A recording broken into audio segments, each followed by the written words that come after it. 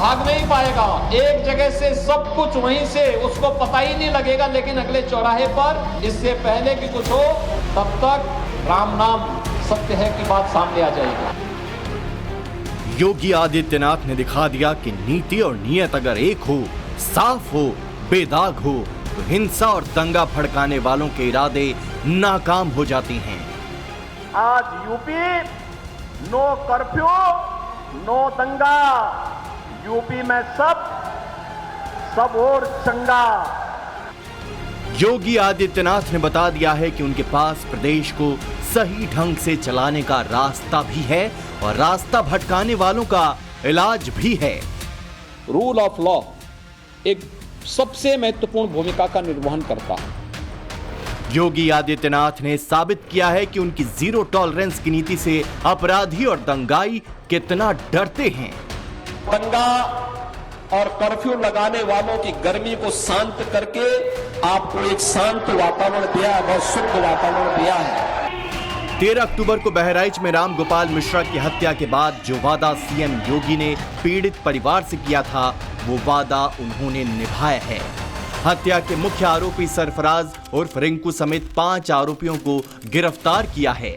इनमें से 2 को एनकाउंटर में पैर में गोली भी लगी है, पर योगी का एक्शन मोड अभी थमा नहीं है।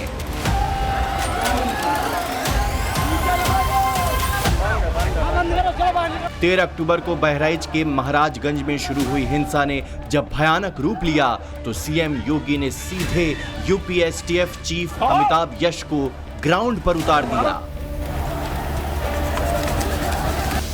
योगी के ऑर्डर पर पुलिस के एक्शन के बाद जो बवाल दंगे का रूप ले सकता था, उस पर तुरंत फुल स्टॉप लगा दिया गया। 15 अक्टूबर सीएम योगी पीड़ित परिवार से मिले और दोषियों पर कठोरतम कार्रवाई करने का भरोसा दिया। 2 दिन बाद ही यूपी पुलिस ने 5 आरोपियों को गिरफ्तार कर लिया। तत्काल प्रभाव से एरिया में इंटरनेट सेवा बंद की गई ताकि किसी तरह की अफवाह ना फैल सके। योगी सरकार पर सवाल उठाने वाली यूपी की पुलिस पर भी अब सवाल उठा रहे हैं। सवाल यह है कि आखिरकार उस दिन पुलिस क्या कर रही थी और इतनी बड़ी घटना को रोकने में पुलिस नाकाम क्यों रही, और ये पूछना वाजिब भी है। यूपी में बीते 7.5 साल में कानून व्यवस्था चाक-चौबंद हुई है, इसमें किसी को कोई शक नहीं है। मुख्यमंत्री योगी आदित्यनाथ की छवि भी कानून का पालन कराने वाले सख्त नेता के तौर पर बनी है। और ये बात भी सच है कि योगी राज में बीते 7.5 साल में कोई दंगा भी नहीं हुआ। लेकिन बहराइच की ये घटना ये बताने के लिए भी काफी है कि कानून का इकबाल कायम करने के लिए मुख्यमंत्री योगी आदित्यनाथ को इस मोर्चे पर बहुत कुछ करना बाकी है। पर योगी आदित्यनाथ जिस नियम के हिसाब से काम करते आ रहे हैं, इस घटना के बाद भी उन्होंने वही किया। योगी अगर कानून तोड़ने वालों को सजा देते हैं तो वहीं कानून का पालन ना करवा पाने वाले लापरवाह पुलिस वालों को भी नहीं बख्शते। हरदी थाना प्रभारी और महसी चौकी प्रभारी को निलंबित किया गया। गोरखपुर, प्रयागराज और वाराणसी जोन में दुर्गा विसर्जन के दौरान हिंसा की घटनाएं सामने आई थीं।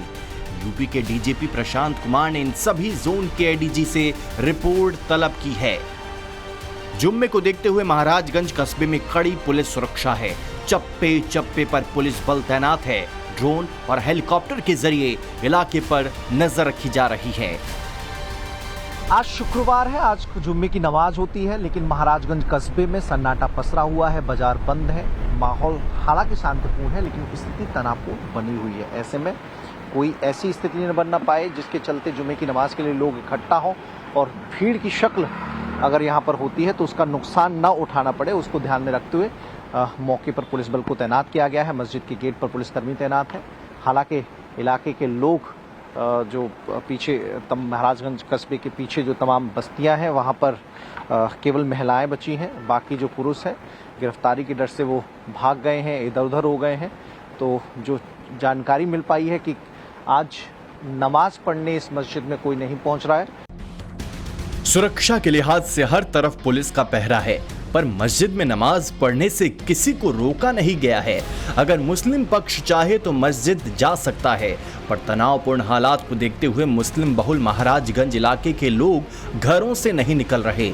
घरों के पुरुष और युवा या तो फरार हैं या फिर दूसरे शहरों में चले गए हैं। ये साफ करना इसलिए भी जरूरी है क्योंकि राम गोपाल हत्याकांड में आरोपी सरफराज और तालीम को एनकाउंटर में गोली लगने के बाद से ही समाजवादी पार्टी से लेकर कांग्रेस और असदुद्दीन ओवैसी तक सब के सब योगी सरकार पर हाफ एनकाउंटर, फेक एनकाउंटर और बैलेंस करने वाला एनकाउंटर करने के आरोप लगा रहे हैं। अगर आप ही खुद जज बन जाएंगे, आप ही खुद फैसला सुनाएंगे, एग्जीक्यूशनर बनेंगे, तो फिर कोर्ट की, संविधान की, कानून की जरूरत ही नहीं है। ये तो बहुत गलत हो रहा है और ये एक तरफा और हेट्रेड बताई जा रही है एक समुदाय के खिलाफ। आप एनकाउंटर नहीं कर रहे हैं, एनकाउंटर नहीं हो रहा है, ये हत्या हो रही है और ये पूरी जनता देख रही है। ये पहले से फर्जी इनकाउंटर करा रही है, चाहे वो मंगेश यादव का हो, अजीत प्रताप सिंह का हो, चाहे ये बहराइच, ये केवल और केवल अपने फेलिवर को, अपनी कमियों को छिपाने के लिए किया। पर सियासत करने के चक्कर में शायद ये नेता भूल जाते हैं कि चाहे डकैत मंगेश यादव का एनकाउंटर हो या सरफराज और तालीम का एनकाउंटर हो या फिर डकैत अनुज प्रताप सिंह का एनकाउंटर हो, बात जब अपराधियों का हिसाब करने की आती है तो योगी न जात पात देखते हैं और न ही धर्म देखते हैं। बहराइच में हुई हिंसा की तह तक जाने के लिए जब टाइम्स नाउ नवभारत की टीम महाराजगंज में हिंसा वाली जगह पर अपनी इन्वेस्टिगेशन कर रही थी तो इलाके के बारे में एक और बड़ी बात हमें पता चली। ये जो कस्बा है इसका नाम महराजगंज है और महराजगंज से बहराइच की ओर जाने वाले रोड पर इस वक्त मैं मौजूद हूँ जहां पर पूरा बाजार लगा हुआ है। देखिए सीमेंटेड पूरा रोड है। इस रोड पर अक्सर जब गांव से लोग निकलते हैं, बाजार लगता है तो ट्रैफिक की समस्या रहती है, इसलिए पीडब्ल्यूडी डिपार्टमेंट ने अपने इस रोड को और चौड़ा करने की योजना बनाई थी और जब योजना बनी तो पता चला कि इस रोड पर भी इंक्रोचमेंट है। जो सरकारी जमीन रोड के इधर उधर छोड़ी जाती है वहां पर भी लोगों ने अपने मकान बना लिए हैं। तो इस अवैध अतिक्रमण को हटाने की तैयारी हिंसा से काफी पहले शुरू कर दी गई थी। जो निर्माण अवैध रूप से बनाए गए थे उन्हें प्रशासन ने चिन्हित भी किया था। कार्रवाई के तहत जल्द ही अवैध निर्माणों पर बुलडोजर भी चलाया जा सकता है। पीडब्ल्यूडी डिपार्टमेंट ने इस इंक्रोचमेंट को हटाने की कवायद 1 महीने पहले शुरू कराई थी और उसके चिन्हीकरण किया गया था और उसी का निशान यहाँ पर मौजूद है। मतलब लगभग 8 से 10 फुट जो सड़क का हिस्सा होता है उस पर लोगों ने अपना कब्जा कर लिया है। कुछ ने चबूतरा बना लिया और कुछ ने यहाँ पर पक्के कंस्ट्रक्शन करके दुकान आगे बढ़ा ली है। अब जिला प्रशासन इसकी जांच करवा रहा है और जांच के बाद रोड को चौड़ा करने के लिए जो बुलडोजर का एक्शन लिया जाता रहा है निर्धारित नियमों का पालन करते हुए, उसी के तहत यहाँ पर भी कार्रवाई अमल में लाई जाएगी। निर्माण अवैध है जिसका अंजाम सिर्फ और सिर्फ बुलडोजर है, क्योंकि महाराजगंज राजनीति का हॉट टॉपिक बना हुआ है और मुस्लिम बहुल इलाका है, इसलिए पुराने कई वाकयों की तरह ही यहाँ बुलडोजर एक्शन पर योगी आदित्यनाथ को कटघरे में खड़ा करने की कोशिश जरूर की जा सकती है। इसलिए अवैध निर्माण तोड़ने पर यहाँ की मुस्लिम आबादी क्या कह रही है ये बताना भी जरूरी है। एक चीज और बताइए कि यहाँ पे लाल लाल चिन्ह लगे हुए हैं रोड के पास के मकानों में, तो ये क्यों लगे हैं और कब लगे हैं?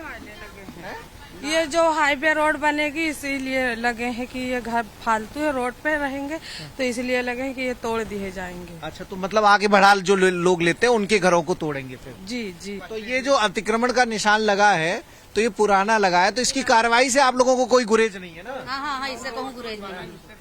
अच्छा, वो तो टूटना चाहिए, जो रोड चौड़ा हो जाएगा रोड बढ़े के लिए है।